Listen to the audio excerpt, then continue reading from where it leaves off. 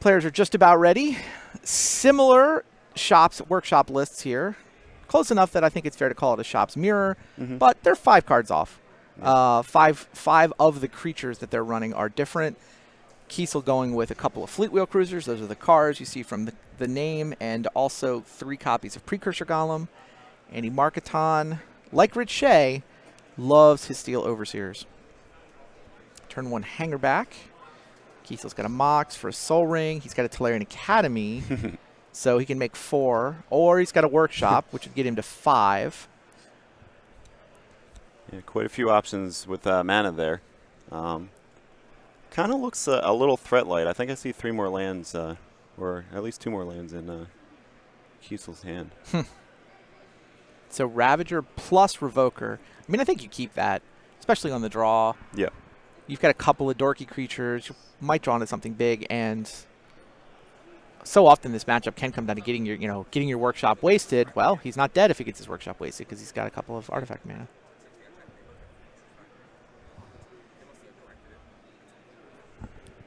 Yeah, I feel like Andy staring across 6 mana available to Mike with the land drop and only presenting 2 of his own on that first turn. He'll probably hold back the Wasteland for now. Revoker named Hangerback, of course. Here's Chief of the Foundry. And waste the Workshop. Yeah. Yeah, waste the Workshop. I guess if he doesn't have anything to do with that mana this turn. I don't care if you do have something to do with a mana. Trade my 1 mana land for your 3 mana land. Sign me up. Sounds like a good deal. That's fair.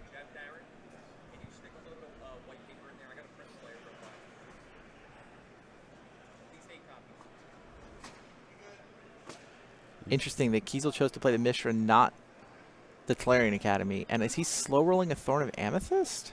It looks like it. I mean, Andy's deck only really has his own Thorn of Amethyst, the Set of Spheres, the Chalice, and the Trinisphere as action spells that are shut off by the Thorn.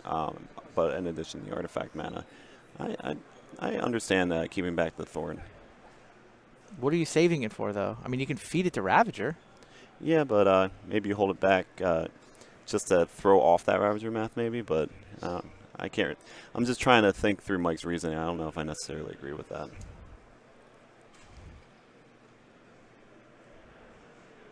All right, Hangerback Walker gets in an attack. No, it gets a... Yeah? Yeah, attack. It Yeah. is revokered.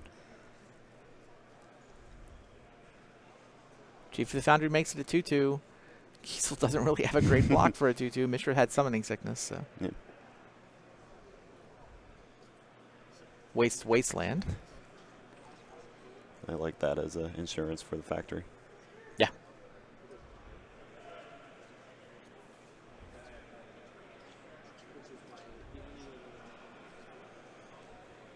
I mean, Andy on the back foot of mana, but he's certainly the aggressive in this board state. Oof. Especially with that guy.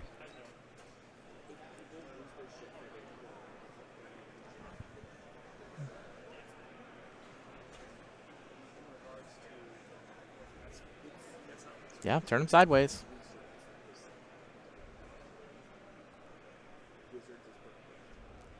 Kind of daring Mike to activate Mishra. Try to pick off the smaller Hangerback. And with the Revoker on Hangerback was pretty clutch, but the Ravager and the combination of Ravager sacrificing Hangerback Walkers and the Chief of the Foundry can create a flying army pretty quickly. So. Yeah, that sounds okay to me, though. Like, I think if I'm Mike Kiesel, I do activate Mishra, and I do put it in front of the smaller Hangerback. That's the one that's 2/2. Yeah, he definitely needs to block this turn. You might lose your Mishra's Factory to Ravager counters, but then the Ravager's gone, so you're probably okay with that. Right. And realistically, well, Mike doesn't want to get in that fight. I would have blocked there. Yeah, I completely agree.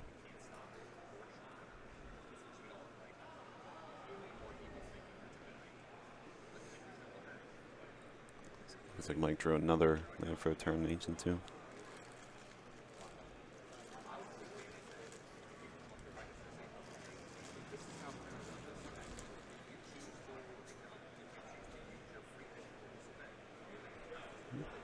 Ravager. No real answer for a possible Thopter army.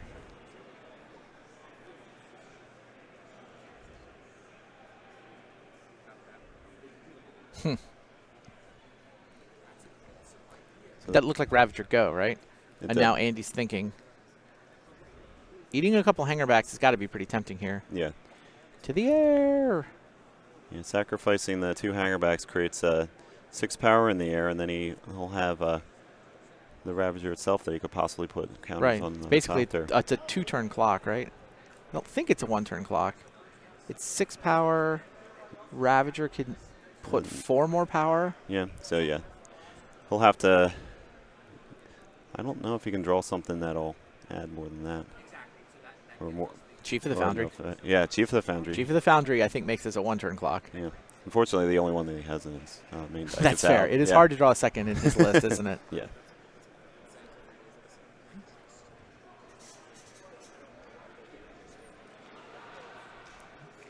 Mox and a Thorn. So 6 in the air, Ravager to 6 and sacrifice itself. Still a 2-turn clock.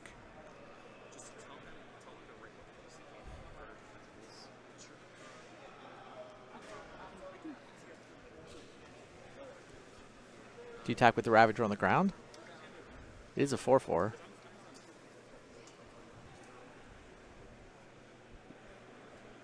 No, he has such a ground force here. I think he's just willing to jump block with one of the smaller guys. Probably the Revoker at this point, since Hangerback Walker is not really relevant. All right, but then you make him jump block. That's no... You've accomplished just as much as leaving him on defense. Yeah, that's true. Eat a small creature.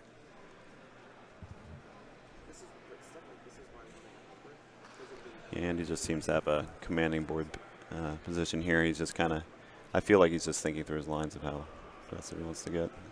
All right. Decides to leave the Ravager on defense. Just attack with the 3 flyers. Yeah. Take 6. Check. Yeah, so Kiesel really needs a Hangerback Walker of his own at this point.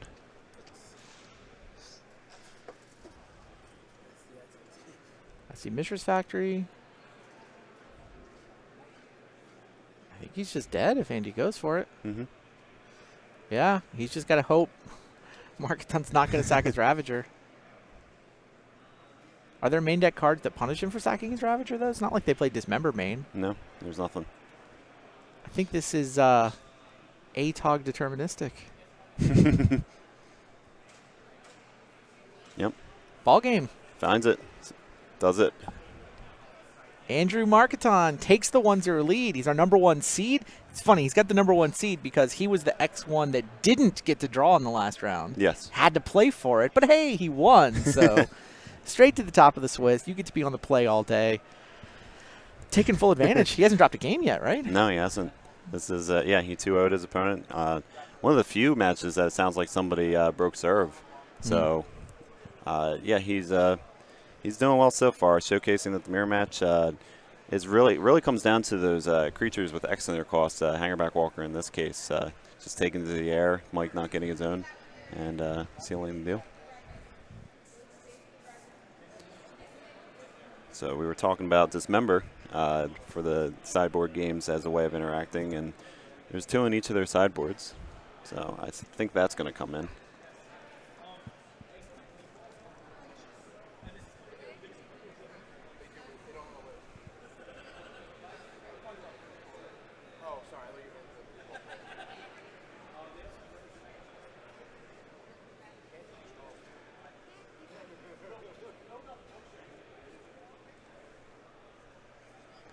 Player shuffle up at sideboarding.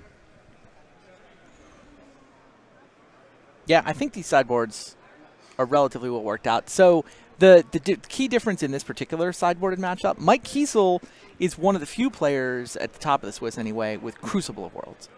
Oh, that's right. So 2 copies of Crucible of Worlds in his sideboard. You know, we've seen a lot of the shop stacks have been bringing in Wormcoil Engine, or in Andy's case, he wanted a 5-mana big creature, so he went with Precursor Golem. Mm-hmm. Mike Kiesel's sideboard doesn't really resemble those. He's got a Steel Hellkite, which is pretty exciting in this matchup. Mm-hmm. He's got 2 copies of Crucible of Worlds, and then potentially a Batterskull that might come in. Batterskull seems really nice as a recurring threat in case it's taken care of. Right, right.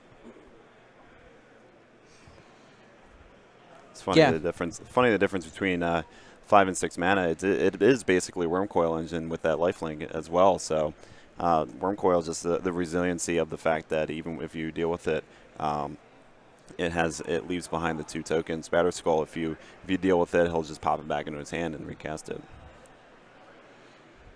Yeah, in the final round of the Swiss, when Andy Marketon was playing for the top 8 spot, he actually wound up copying his opponent's Steel Hellkite with Phyrexian Metamorph. I do remember that. That was the key to the game. That Hellkite wound up as an 8/8 via Steel Overseer, and the opponent had a Wormcoil Engine going for most of the game, had gained life up to like 40-something. Yeah, it was pretty high. It was such a crazy game. Yeah, that was well navigated. I mean, that Steel Hellkite, and then at the very last turn, like, he doesn't have any Steel Hellkites of his own in his deck, but he was able to recognize his opponent being at 9, him having mana to give it fire breathing and seal that game. So right. You could tell he knew the card, right? Yeah, he knew played with it. He knew you could fire breathe with it, even though all he had was a Metamorph in a sleeve. Absolutely. Well navigated at the end, and he was definitely kicking himself for the earlier portion of that match. Yeah, earlier portion of that game, anyway. Yeah, it was round 10 of 10, so he was noticeably fatigued, kind of breathing a sigh of relief after he won that match.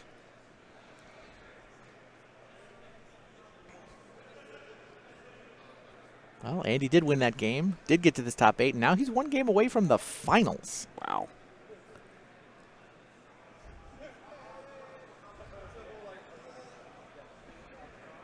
Do see Fleetwheel Cruiser staying in Mike's deck. Unfortunately, it looks like he has to mulligan to 6.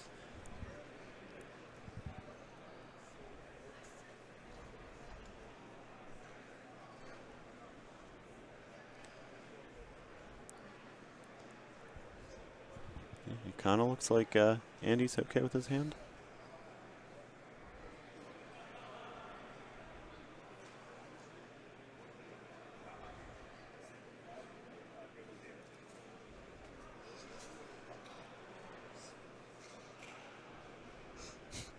Andy looking a lot less stressed than late Friday night.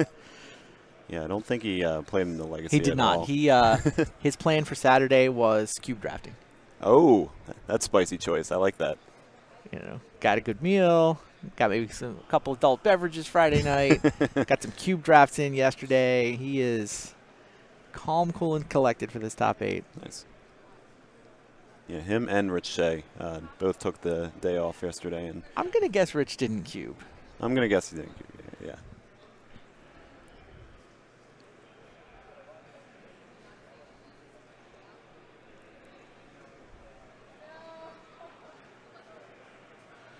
All right, Kiesel leads with a workshop, but has nothing to do with it. 6-card hand looks very mana heavy, which he may need, depending on how many Wastelands Andy's going to come up with.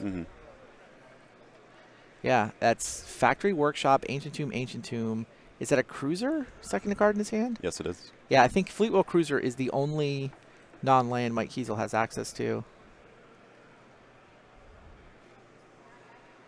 Yeah, so with the workshop, you will be able to deploy it next turn, and then on consequent turns, activate the factory and crew it. But I don't think that's optimal here. Hopefully, he'll draw something else. Sapphire. Yeah.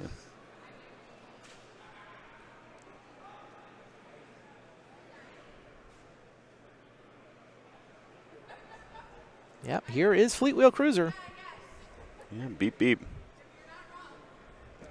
Willing to trade it with the Foundry Inspector if Andrew wants to. I'm surprised Andy didn't.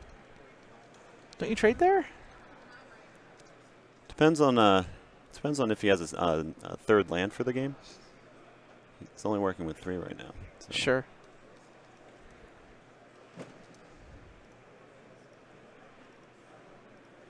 Yeah, and he certainly does. Yeah, 5/3. Oh, Precursor Golem seems much better. Yeah. Trade 1/3 of a Precursor Golem for Fleetwheel Cruiser. All right, that makes sense. That seems like a much better trade. Did take a hit, so he's at 13. But yeah, here comes 9 power, 9 toughness worth of Precursor Golem. And you know, could have been a Wormcoil Engine. I keep this like 5 mana versus 6 mana. This is still an active debate. You know, Andy is one of those guys who's like, I'm not sure my list is right, but here's why my list is built the way it is. Here's what I was thinking when I chose these specific cards. Absolutely. Maybe I'm wrong. Yeah, he has his reasons. He thought it through, but. Jeez. How crazy is Foundry Inspector? This is quite the embarrassment of riches, getting 11 power on the board. 3 colorless for a 3-power creature, and it made 3 mana that turn. Crazy.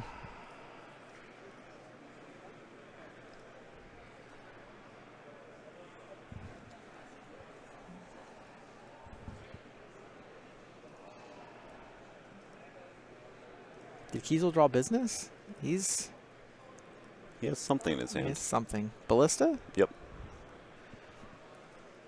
Academy taps for 2. So he can make a 3/3 Ballista. That does not seem good enough. No, it doesn't. He can, in theory, activate his cruiser with either the Mishra or a Ballista, but attacking doesn't make any sense here. Blocking doesn't look super profitable.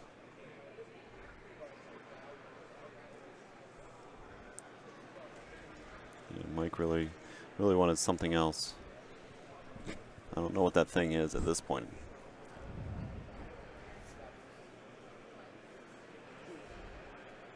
All right, yeah. Andrew Marketon is going to pump his Ravager up by eating a Mox as a response to the Ballista. Does not want to give Mike the ability to try to shoot it for 1.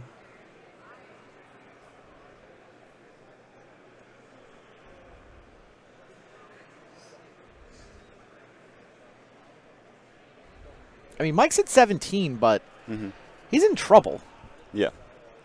I mean, this feels like a spot where the Ravager makes the combat math super tricky. Right, if you just turn everything sideways, it's 6 attackers to 2 blockers. Wait, is it even 2 blockers? It's 1 blocker. It's 1 blocker. He doesn't have any way of activating the factory to crew.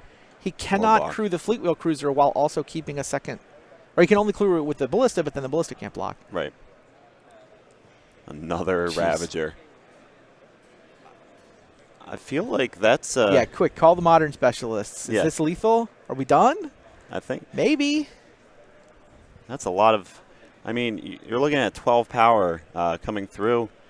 It absolutely. It's... I mean, you send everybody in. You 12 power definitely connects with Mike, and you just sacrifice a bunch of artifacts and ballista him out. Simple as that. Yeah, this looks like it's probably lethal. Mike could, in theory, have a Dismember in his hand. Andrew might want to play around Dismember. That can throw the math off, but, I mean, 2 Ravagers. He's got a lot of ability to move a lot of counters. Yes. Then again, he's also got to guard against these Ballista tokens. So, okay. Mike, before the second Ravager resolves, is going to shoot Walking Ballista. So that forces Andy's hand a little bit. He's not going to have the shotgun post-combat unless he sacks a Ravager now. So where does he throw this counter? Or does he eat it? Not sure if this Ballista activation is in response to the Ravager. It is. It's in response to the second Ravager. All right, cool. He's going to point 1 at the 2/2 Ballista, which does mean that the Ballista can only shoot 1 more time because it'll die to state-based effects if you remove a counter. Right. And now Ravager resolves.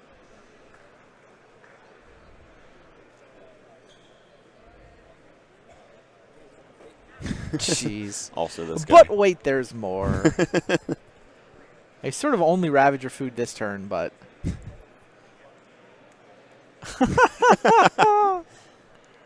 Ratchet Bomb. Ratchet Bomb, which... I don't think he's very interested in blowing up the zeros here. Yeah, not he can quite. clear the Ballista, but at the cost of 2 Golems. So that Ratchet Bomb is just Ravager food. All right, turn them all sideways. I mean, I feel like the question here is, can Mike Kiesel survive a turn, not can Mike Kiesel win? I don't see any way for him to survive 2 turns. No. Interestingly, the 2/2 Ravager is not going to turn sideways. Surprises me a little bit. All right, Ballista taps. to activate Fleet Wheel Cruiser. Mm-hmm. So Mike Kiesel gets 153 to put in front of one of those guys. The other 3 will come through for 9. Interesting deciding to trade with one of the golems. I would choose Foundry Inspector here. Yeah, I think I would too.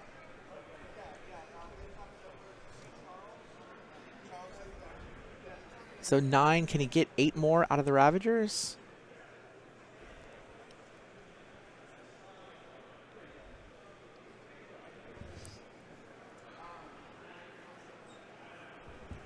I don't think so. Yeah, it doesn't look like it to me either. I think he was about 1 short. I had him at 2 short, Too but short. also it's the kind of all-in attack where a Dismember could mess you up. Right. Yeah, you don't want to commit something like that post-board. And he's in such, I mean, his board position is so insane. Just fine. I'll take half your life. And I'll kill you in the morning. We'll try next turn. Oh, what Mike can get now.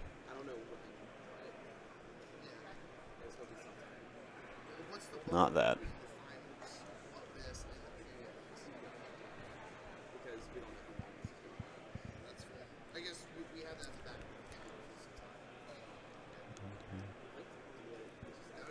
So that only represents activating the Ballista once.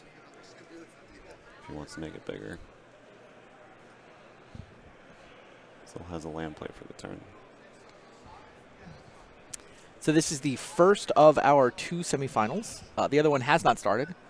We're holding them. We were going to show the other semifinal in its entirety after this one, which I'm going to guess is almost done. Yeah. I don't really guess. I haven't done the math. I can't conceive of Mike Kiesel surviving his next turn. Yeah. I mean, the math I see that's super easy is 5 attackers minus 2 blockers. It doesn't even take. You don't even need the Ravagers to throw the math off. Just turn them sideways. 3 block or 6 attackers. 6 attackers. That 2 lodestone back blockers. there, I just called it Ravager food last turn. It just kind of looked like it at that point. Interesting. He wastes the Academy, not the Mishra. Huh. He's worried more about the timing of ballistic counters than he is about a potential Mishra blocking. Mm-hmm.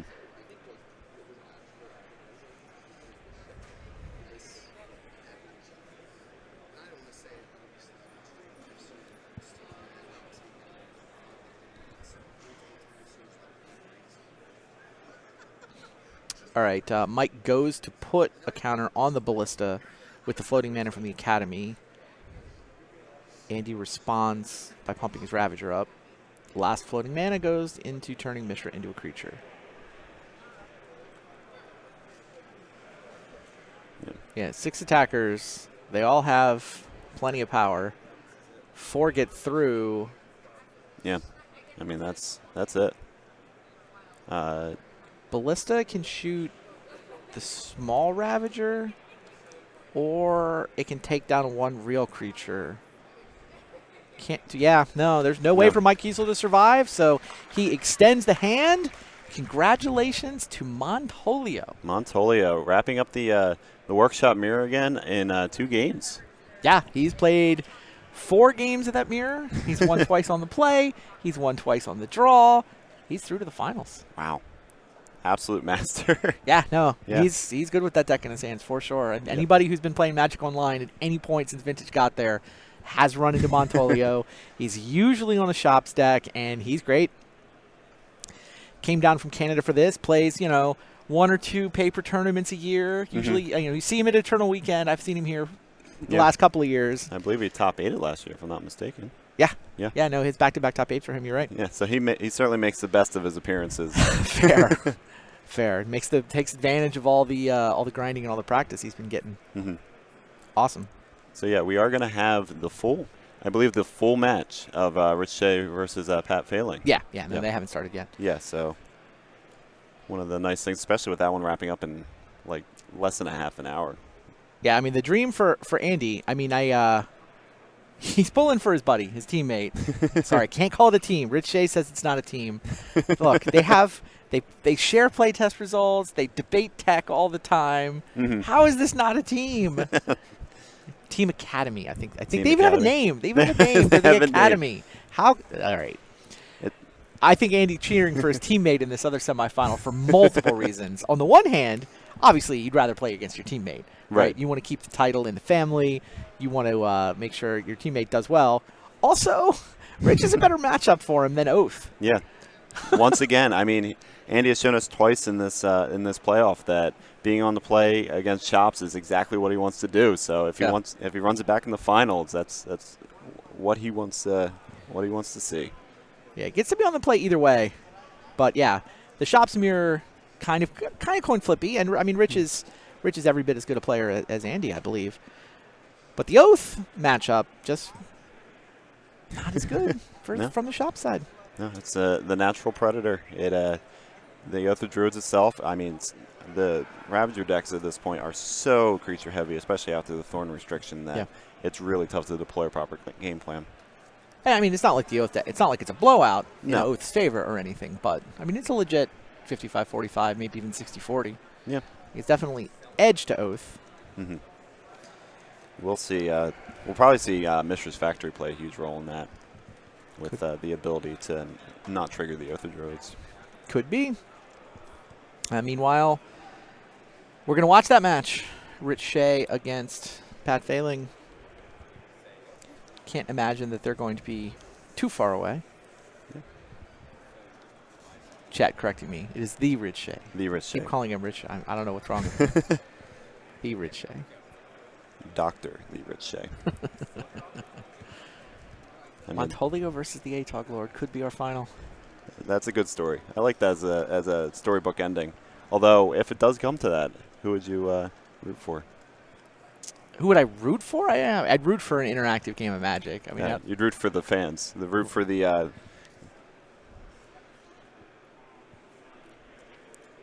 Oh, that's exciting! All right, so one of the side events that we have today that some players have gotten the chance to enter for free if you won another side event was a revised sealed event. Yeah, how insane is that matchup? Oh God, look, you can see them over there. Those are the revised. We can actually see the revised starters. Essentially The boxes. backstage here, there are cases or displays of revised starter decks. This event starts at noon, so we're like 15 minutes away from everybody. So the tournament is revised starter deck. They used to have starter decks, right? Oh God, yes. Let us. It's so small. It's so small. This is 10 starters. This is the equivalent of 3 boosters of revised lands. There are dual lands in here. So this is beautiful. Revised starters. The tournament is revised sealed plus 3 Eternal Masters boosters is what they're going to do, and it's $250 to enter this event, which is a deal. Yeah. Like that revised starter sells for about that. Right. If you just wanted to go buy yourself a revised starter, maybe slightly less. But you also get 3 packs of Eternal Masters. You get to compete for prizes. Yeah. But wait. You don't want to pay $250? I don't know. If you like to pay $250 for a side event, if you 4-0 any other side event the entire weekend, you get an entry just for free. 50 players in it. So the side events have been humming all weekend long as everybody hops in trying to get seats into this tournament. Some of the seats did sell for face value. Right. Most of those seats have been won as part of the prize for 4-0ing any other side event this weekend. So we're like 15 minutes away from that tournament. Yeah, that's going to be revised super exciting. Eternal Masters sealed deck. Going to be some very happy people opening those and seeing what they get to play with. And there's some interest. I mean, one of the guys unfortunately losing his quarterfinal match, but Eric. Eric Virgo, is he trying to run the triple? I mean, he said he was going to do all 3. Is he? I mean, he was in both top 8s. Is he running all 3? I mean, I don't know if he can with the timing of everything. Well, it's at noon. We're not ready to start Legacy. We're only in the semifinals. Yeah, all right.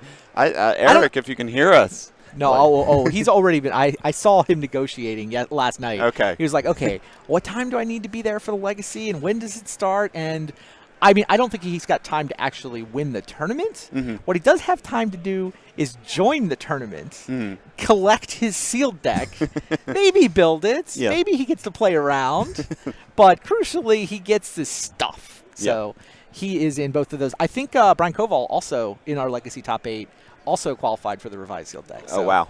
I think we have, a 20 Koval, confirmed. Koval. 2 of our Legacy Top 8 members are going to be opening up those revised starters. Oh, that's amazing. That just shows the prowess of these players with some of the with their older cards being able to do well in multiple events today. I know. You have Eric, you have Koval, Steven Menendian of Vintage fame. Yeah. One of the VSL competitors. He's somebody that won one of his side events. I forget which one it was. I think it might have been Old School. Makes sense. Yeah, it So- should be fun. I'm going to guess that the decks are mostly Eternal Masters cards for the actual playing Magic portion of the festivities. Okay, But some of the best cards may come out of revised. that's true. That is a format. Fireball is common. Disintegrate is common. Pestilence is common. Yes. I'm pretty sure I've got all those right. I played more 4th edition than I did revised. Okay. That's definitely true of 4th edition. I think it's also true of revised. Yeah, definitely those 3 cards. Those cards are really good at limited. Turns out. Turns out, we saw. I mean, Pestilence, and when it came back and there was a saga, showed again that common Pestilence is pretty good. Indeed. So one of the things that we'll see come out of that is banding, probably. Get some Mesa Pegasus action, screw up a little bit of combat math. Could be. All right. That's good times. Yeah. Meanwhile, our other semifinal match, getting ready. I'm going to turn things over to Mark Horning. You two Sounds good. can navigate Rich versus Pat. I'm looking forward to it. You ready, Mark? All right. Have fun. Yep. Thank you, Randy. I'll see you for the see you guys for the finals. Yep. See you soon.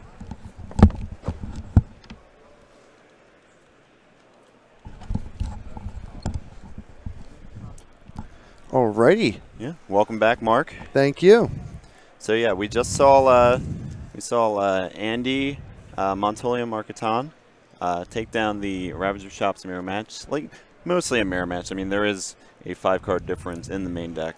So, but he took it down in 2, just like he did his quarterfinal match. Yeah, I mean, Montolio, when it comes to shops, you just got to, he understands the matchups. I was talking to him earlier today, and he actually did no testing yesterday. He said he just wanted to relax. He felt comfortable with the matchup. He's played enough online. He just wanted to clear his mind, take it easy, and kind of really enter in a relaxed state of mind for today. Mm-hmm. Yeah, and it sounds like Rich Shea also did the same thing with that relaxed state of mind, just taking care of yourself.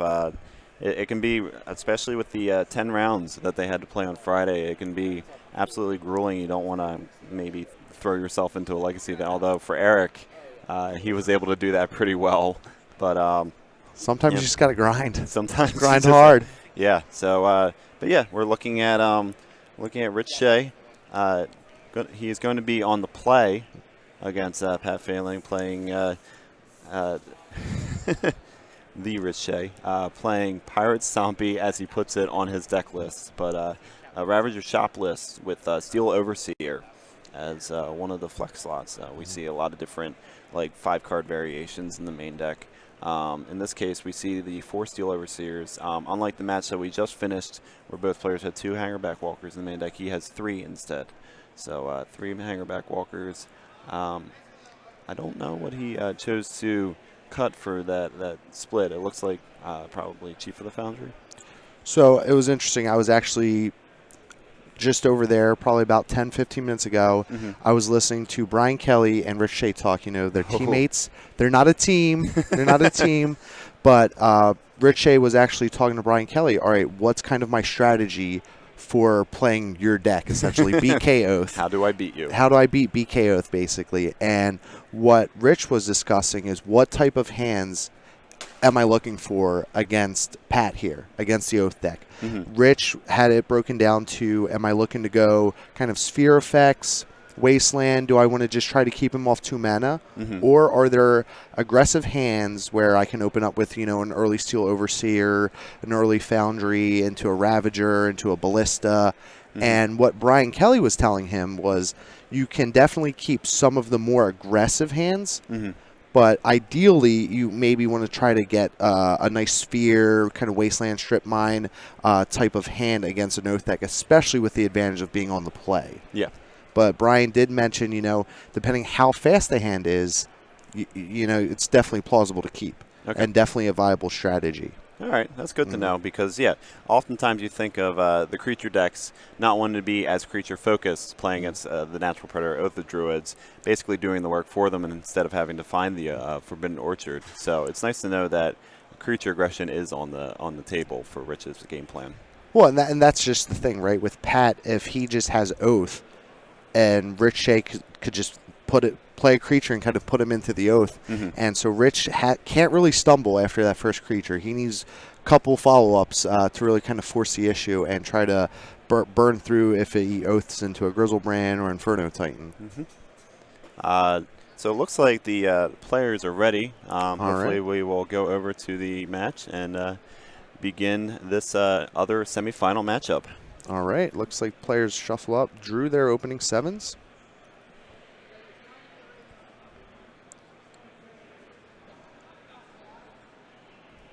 And it looks like we have keeps on both sides here.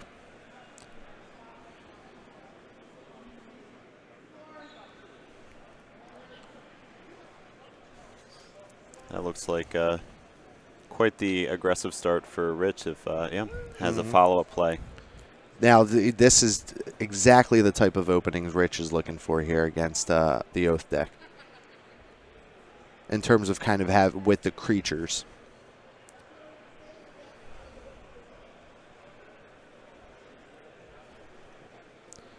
And Rich does have the Ballista and a Wasteland as well.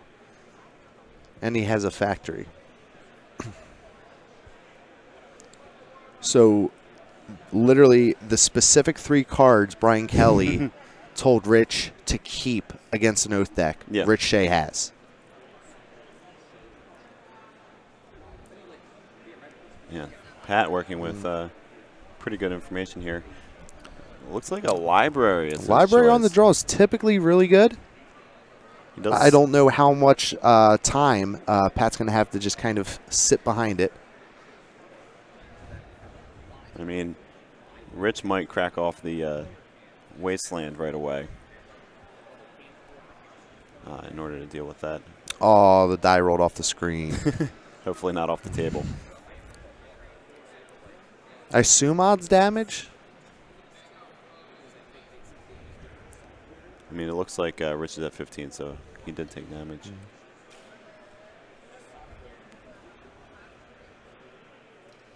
Oh, and he picked up a Thorn off the top. Yeah, it's a good draw. That'll probably see a reaction of Pat's Force of Will.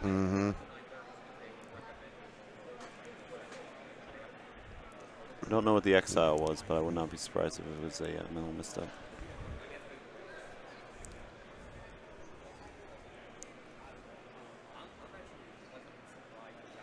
So 3 mana here with the Foundry is going to make a 2/2 Ballista.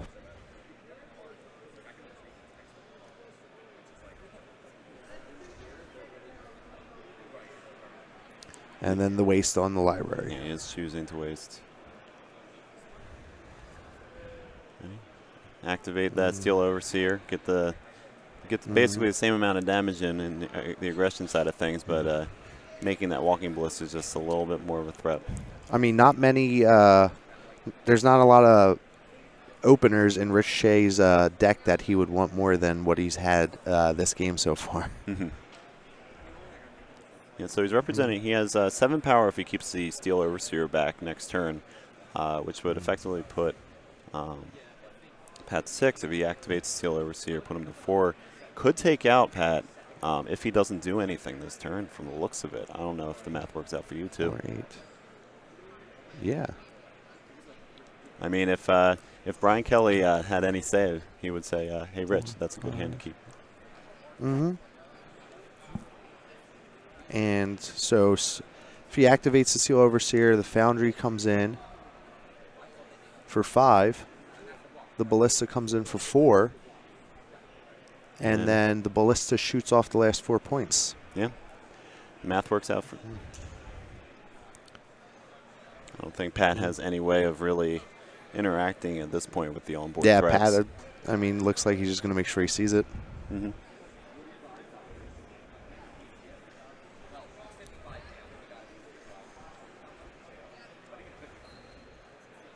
Yeah. Looks like he's going to add something. Exactly. Add the Ballista counter.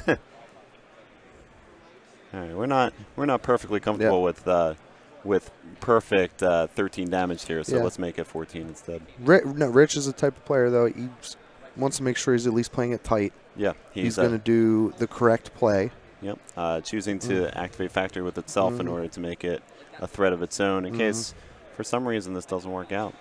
And here we go. We should have a lethal attack.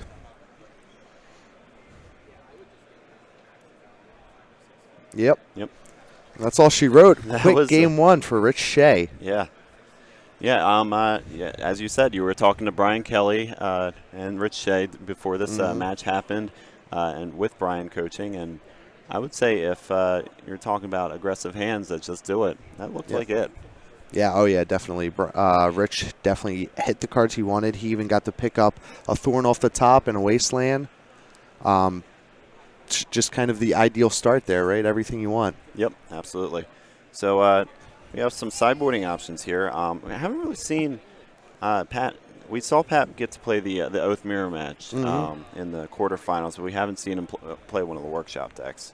So some of the options that Pat has in the sideboard for this matchup, very clearly a Braid, Ancient Grudge, Energy Flux, Hercule's Recall, and Basic Mountain showcase as one of that he will absolutely bring in. There's a few other choices. Pithing Needle. Pithing Needle and Wasteland seems like a good choice. Comes in. And I don't know, do you bring in that Thrun the last troll? It's interesting, right? The Thrun kind of brick walls, so to speak, a Worm Coil. It doesn't kill it, but kind of he can hide behind the regeneration shield of it. I'm not sure. Obviously, I've never used Thrun versus a workshop deck. 4 mana seems like a lot, so I'm not 100% sure I would play it. But it does present kind of an interesting scenario because the workshop decks nowadays are very aggressive. They're red zone decks. Right. And Thrun is a brick wall, let's be honest here. And, one of the things is Rich Shea has 4 Grafdigger's Cage in his sideboard. So Pat is probably going to want to be able to hardcast some of his threats if Oath of Druids isn't able to do his thing. He's not able to answer it. So Thrun and possibly Monastery Mentor in the sideboard are a few cheap threats if you just think the Oath plan is not going to work. That's a great point you bring up because, with the Loom and Grafdigger's Cage, the players have access to the deck list at this point. Yes. Pat could feel he wants some more castable threats. If he can't run into one of his Ancient Grudges or Braids to get rid of the Grafdigger's Cage, he can cast Thrun, he can cast a Monastery Mentor. So he could be looking to do it that way as well. Yeah, absolutely. What do you think, Rich Shea, Dr. Rich Shea, Dr. The Rich Shea, there's so many words. What do you think he's going to bring in this matchup? Well, obviously the Grafdigger's Cages are coming in. Witchbane Orb. Witchbane Orb. So Witchbane Orb would give him hexproof. Yes. So that's super important, not only for Oath of Druids, which will target his opponent. So if he's untargetable, he won't be able to actually Oath of Druids.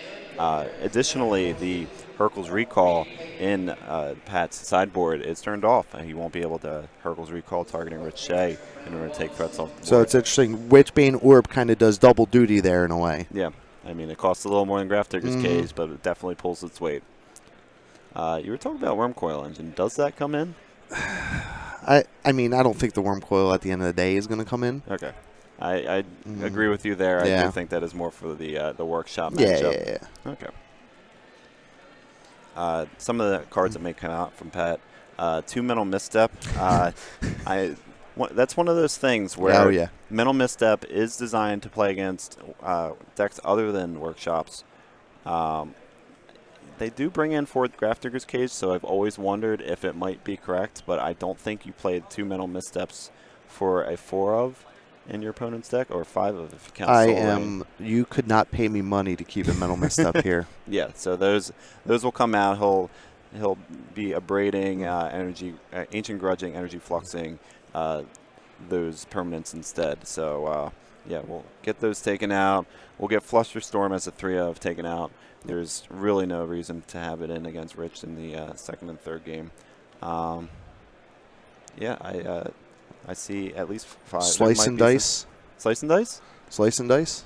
Do you see Slice and Dice as a possible, like not cycling mode, but as a Wrath on the upside? I know it's 6 mana. 6 mana seems like infinite mana versus a workshop deck. Okay, making sure.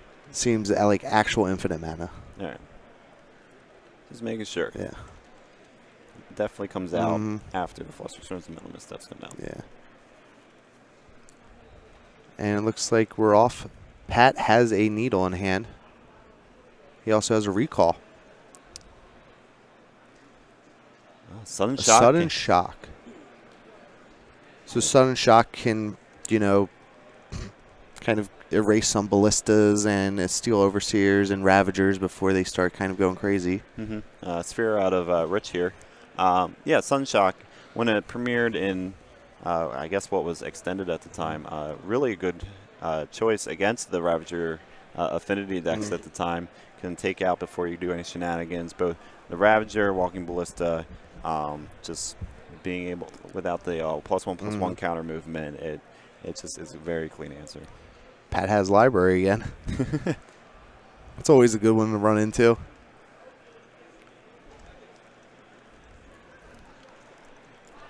Yeah, I believe did the Ancestral. He has an Ancient Grudge as well. Yeah, he can't cast it this turn with the Sphere right now.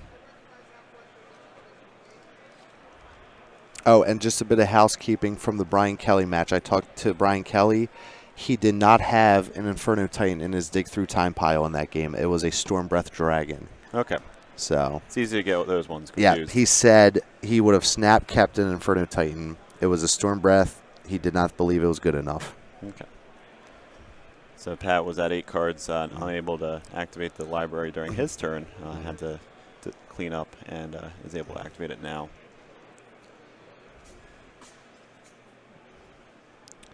Second Sphere coming down from Rich, and that's going to be to Force of Will. Yeah, that was a good choice there from Pat. Although he looks like he's still going to be behind on mana, not really able to deploy that Ancient Grudge this turn, unless he draws a Black Lotus and wants to use it. Did he misfire on the Ancestral? Because having to discard down the hand size? I don't think so. I think the hand size was more of, I don't know. I mean, sometimes you do want to Ancestral, try to play in Mox, just kind of get your things going right away. But he didn't have the fast mana, so they Yeah. usually would fire that off on Rich's upkeep. Yeah. Maybe he just, he would rather, especially if he expected the first turn Sphere, just kind of try to get that piece of artifact mana and get that one step ahead right away. A lone Ravager, not scary by itself, but as we saw earlier, a Ravager with friends, very scary. Yeah, those friends right now looking to be Wasteland number 2, keeping Pat off of mana. I mean, he does have the, he does have 3 mana with that Mox Sapphire, so if he wants to do something about either of those artifacts, the Ancient Grudge is online. But And Pithing Needle, probably going to name the Ravager here now. Yep. And we saw the basic mountain for Pat, so within kind of the scope of Vintage, the majority of blue decks, depending what your sideboard cards are for shops, let's say you're doing red heavy or you're doing a green heavy sideboard to deal with artifacts, you'll sideboard in that basic land of that color to kind of, you know, then they can only really hit a strip mine potentially against you and not just hit the wastelands. absolutely. And you'll see that a lot, the kind of one of basic land in the sideboard. So Pat does hit his Black Lotus, it's giving him essentially 5 mana to work with at any given point in time with that Sphere.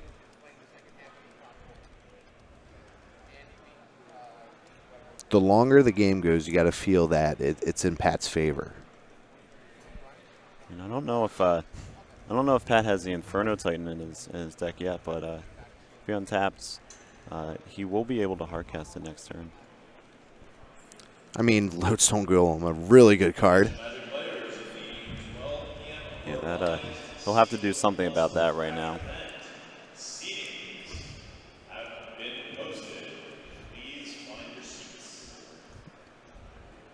I'd have to double check, but I think he misfired on that Ancestral. Okay. Could have still had the Sun Shock. That would have taken care of the Foundry. Although Pat, still with the Ancient Grudge here, that's going to do some work. Yeah, he can And fire he's going off. to get his green source to flash it back. Yeah. Yeah, so he can Ancient Grudge. Even if he doesn't have Inferno Titan yet to hardcast and take out the rest of the board, he can flash it back and maybe take out the Foundry Inspector or the Sphere.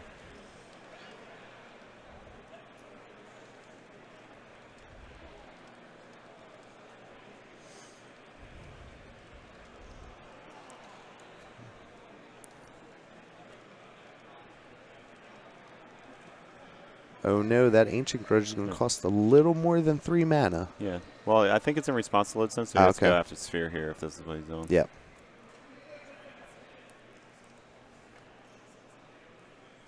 So, yep, in response to the Lodestone.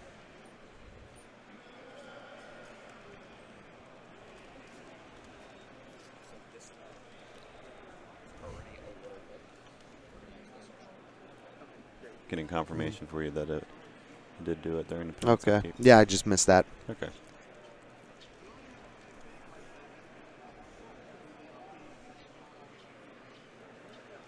I assumed he did. I mean, you would think. I guess with the library, too. Yeah. Yeah.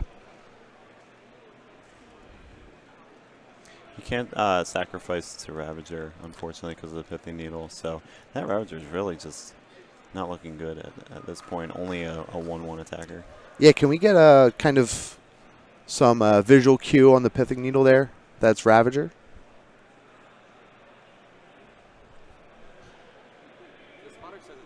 It's Ravager? Okay. Yeah.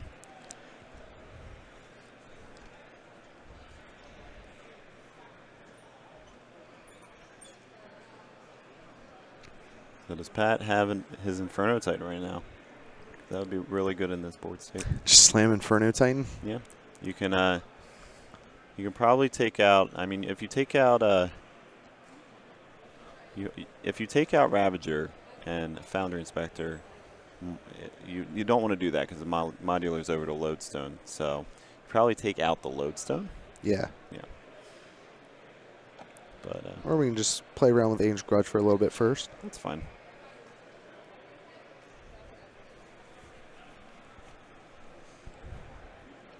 Yeah, Rich is on a 3-turn clock right now.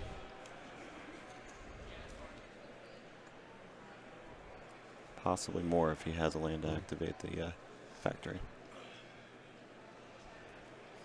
What do you have in your hand, Pat? Stop hiding it.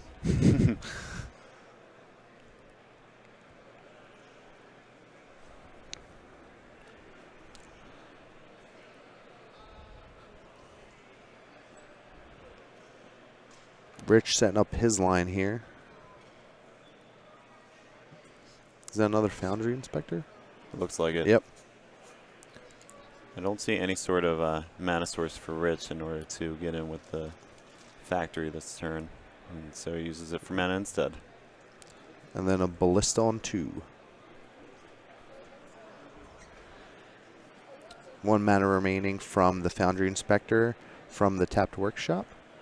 And then 2 in terms of the reduction there from the Foundry. He just gets in with the 4.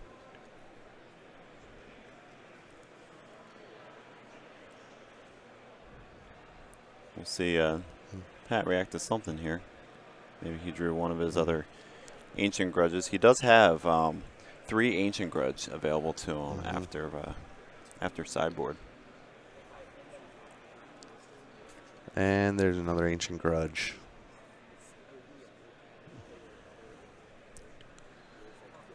Take out that guy. No, you can't sack the Ravager. Yeah, only takes one. So he has Ravager, Foundry Inspector, and the Ballista on 2. That's 6 right there. 8 if you activate the Ballista. So he really wants to be able to attack with Factory, but he can't. Oh boy, Grizzle Daddy's coming down. Oh, that's completely different. All right, Grizzle Daddy's coming down, and right. that is going to threaten to take over the game really quickly here for Pat. All right. Erase everything I just said. Nothing really matters anymore now that Pat has a 7/7 lifelinker sitting across from Rich's board. And you thought Thrun might have been a brick wall. This guy is just a house. Yeah, getting that all that black mana off that Lotus and Oh my God, he has a metamorph. He has a metamorph. We're gonna have a Griselbrand standoff. Rich Shea with the follow-up. Oh wow. Do you activate your Griselbrand to try to make that one not come online? So Rich is clearly ahead in life totals here as well. Rich Shea. Wow. The best possible response to that 7/7 lifelinker. Pat slams down Griselbrand, his last card in hand, feels good, and then Rich says, "Why, thank you, good sir. I'll have a Griselbrand of my own." Important, he also has a mana floating.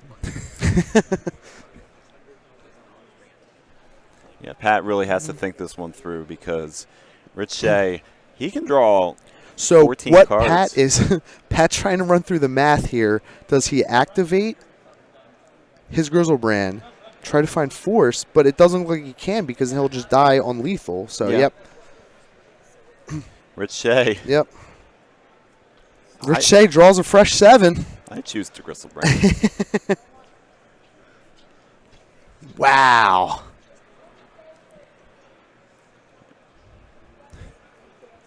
How good does it feel as a shops player to just be like, all right, I'm going to draw 7 cards now? I don't know what they do with themselves. They only really see 7 cards in the first turn of the Yeah. game.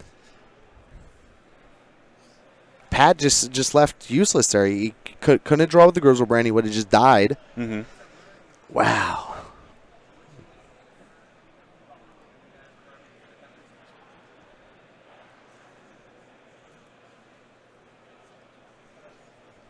Yeah, that was an insane play there. I thought we're seeing a lot of insane between Pat jamming the Griselbrand out of his hand, using that Lotus to generate black, and that was insane. But Rich Shea just breaking it open. Wow, wow, wow. Rich just has so much mana to work with now between the his Lotus of his own, the Emerald, and the Foundry Inspector, making everything cheaper. Rich Shea still have all these. Doesn't know what to do with himself. He even has a Spirit to attack with.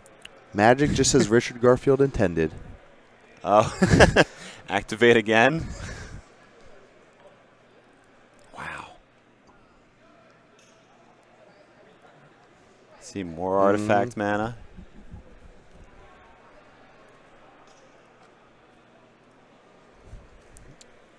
Oh, my. There is so much going on in that hand now. I see important. So the Griselbrand copy is still an artifact. I do see Chalice of the Void in his hand in order to stop Ancient Grudge shenanigans out of the yard. That is true. Rich has to be mindful that right now Pat is just one Ancient Grudge of just blowing up Rich's Griselbrand and then flying over and killing him. Although I'm not sure Pat is going to get the opportunity for that.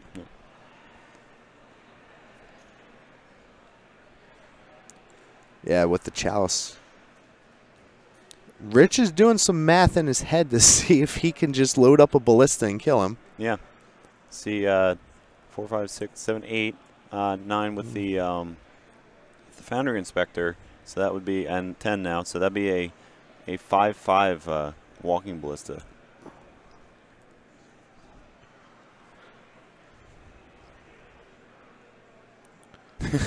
Grafdigger's Cage. Play this one too. Doesn't really cost anything.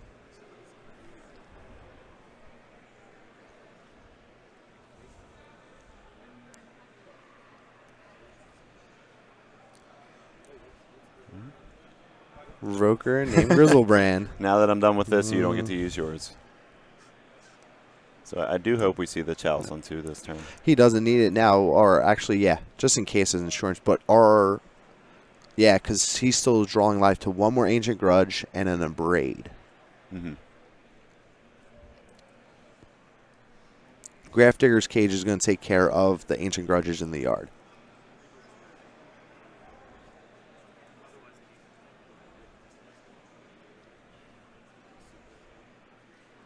Make another guy.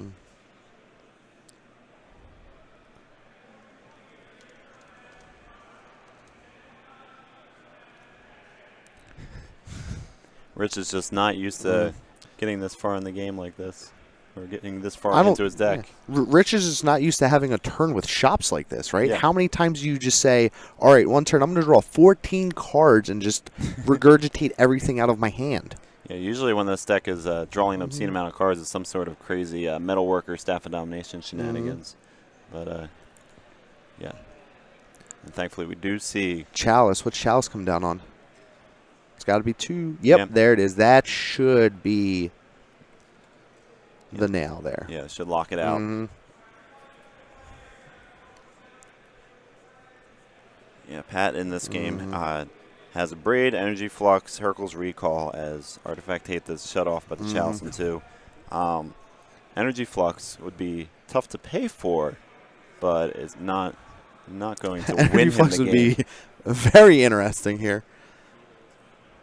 And Pat just making sure he's doing the Chalice check, and that's it. Wow. Rich Shea. Wow. Rich Shea proving the power of Griselbrand by drawing 14 cards there, much to the dismay of Pat after he had that amazing turn where he's just like, I have this 7/7 lifelinker. What are you going to do? Last card in hand, slams down Griselbrand. You got to be feeling really good. Rich was like, you know what? I like drawing cards too. Slams down his own Griselbrand in a word with the Phyrexian Metamorph and just powers through 14 cards of his deck and locks them out. Yeah, that was absolutely amazing. That's one. I mean, that's one for the history books. I feel like that's one of the most insane plays I think I've seen this weekend. The craziest part is Chalice of the Void there is a 1-of. And Pat had the Hercules on top. Yes. So if Rich Shea